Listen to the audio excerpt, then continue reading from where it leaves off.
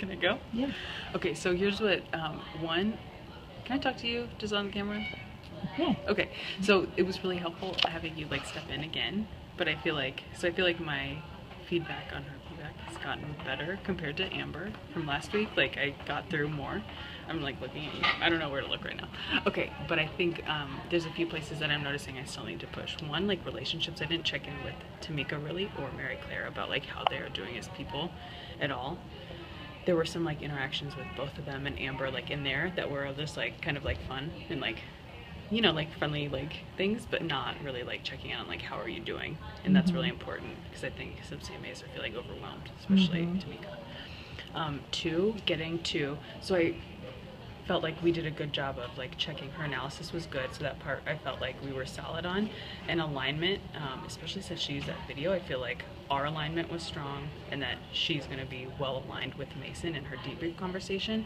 What I didn't do, which I was really glad that you stepped in, is like get to that, what is the concrete student level change? I think that's the next step that we need to make sure, that I need to make sure that I'm asking CMAs so that they are translating that to core members. And we last week in our meeting talked with them about like once you give feedback you need to make sure you're following up, and that lends itself to really easily like, okay, so this is the change we want to see.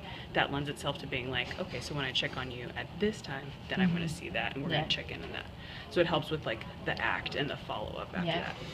Which I definitely agree with. The one question I would have for you is like, how confident are you in Mary Claire's ability to articulate or to write out a student level change?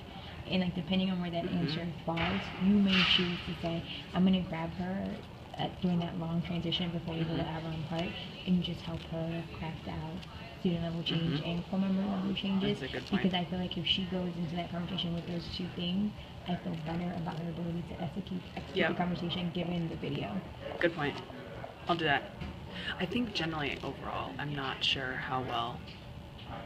That was something that was tricky, like when SDs did it, you know, like when we did that activity, it feels like a month ago, but it was like one of our first SD meetings at Institute where we had to go through and like, let's get better at doing this, and you guys pushed us to do that. So I think that's something I need to be thinking about so that I really clearly have an idea of a student level change so that CMAs can, because I'm not sure that like that skill is 100%. Like I know they can, but I